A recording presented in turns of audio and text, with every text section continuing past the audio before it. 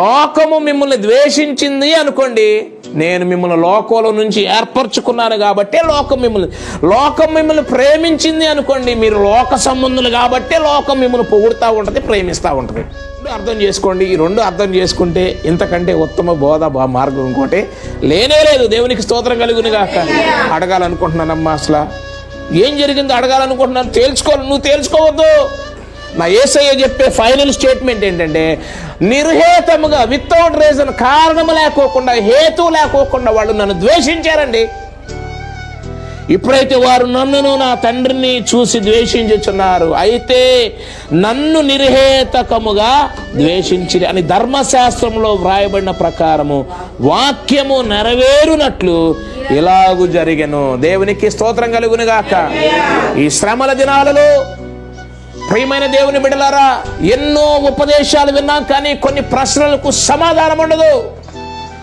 మన ప్రాణము, మన శరీరము మనల్ని సవాల్ చేస్తూ ఉంటుంది. ఎందుకని ఇలాగా, ఎందుకని అలాగా, ఏమిటి ఇది, ఏమిటి అది, ఏమిటి ఇది అనొద్దు, ఏమిటి అది అనొద్దు.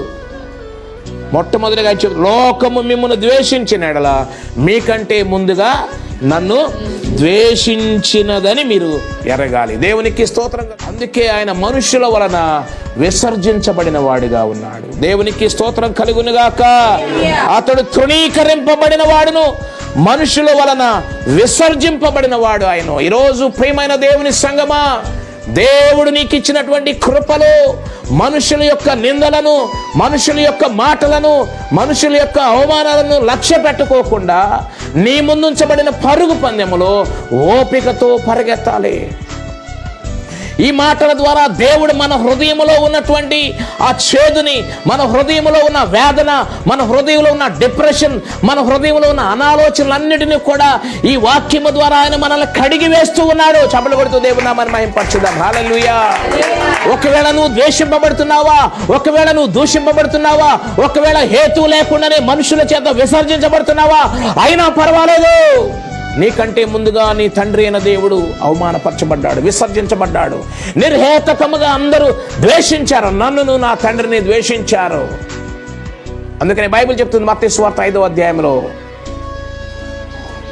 నా నిమిత్తము నిందించబడి దూషించబడినప్పుడు సంతోషించి గంతులు వేయడే, పరలోకమందు మీ ఫలములు. ఒకవేళ మీకు నిందలు అవమానాలు ఎదురవుతా ఉంటే మీకు పరలోకములో ఫలాలు అధికమవుతా ఉన్నాయి. చెప్పండి, ఇంక్రీజ్ అవుతా ఉన్నాయి. చెప్పలు కొడుతూ దేవుని నామాన్ని మహింపరచుదాం. హల్లెలూయా. నిందల మధ్య, అవమానాల మధ్య పరలోకములో మీ ఫలాలు అధికమవుతున్నాయనే సత్యాన్ని మీరు మర్చిపోవద్దు. ఈరోజు ఈ లేఖన స్వరము ద్వారా ఈ యూట్యూబ్ ఛానల్ వీక్షిస్తున్న ప్రతి ఒక్కరితో దేవుడు మాట్లాడుతున్న మాట ఏంటంటే, కృంగదలలో ఉన్నావా, డిప్రెషన్లో ఉన్నావా, అనాలోచనతో ఉన్నావా, సారికి గుచ్చి నిన్ను మాట్లాడుతూ ఉన్నారా, నిందిస్తున్నారా, అవమానపరుస్తున్నారా, వాళ్ళ మాటలు పట్టించుకోదు. వాళ్ళు ఎన్ని మాటలు జ్ఞానంగా మాట్లాడతారు, తెలివితేటలుగా మాట్లాడతారు. దేవుడు చెప్తున్న మాట ఏంటి, లోకములో నుండి నేను మిమ్మల్ని ఏర్పరచుకున్నాను కాబట్టి లోకము మిమ్మలను ద్వేషించును. నువ్వు ఏర్పరచబడిన వ్యక్తివి. ఆమేన్ చెప్దామా? నువ్వు ఏర్పరచబడిన వ్యక్తివి. దేవునికి స్తోత్రం చెప్దా. నేను ఏర్పరచబడిన వ్యక్తిని కాబట్టి ఈ నిందలు, అవమానాలు, తిరస్కారము నాకు తగును. ఎందుకంటే నా యేసయ్య నాకంటే ముందుగా ఆయన నిందించబడ్డాడు, అవమానపరచబడ్డాడు, తిరస్కరించబడ్డాడు అనే సత్యాన్ని ఈరోజు వాక్య వెలుగులో పరిశుద్ధాత్మ దేవుడు నీతో మాట్లాడుచున్నాడు. ఆమేన్ చెప్దాం. ప్రియమైన దేవుని సంగమా, దేవుడు మనకు అనుగ్రహించే ఈ కృపలో విశ్వాసముతో, నిరీక్షణతో ఆయన కృపలో మనందరం ముందుకు సాగుదాం. దేవుడి కొద్ది మాటలు దీవించి ఆశీర్వదించునుగాక.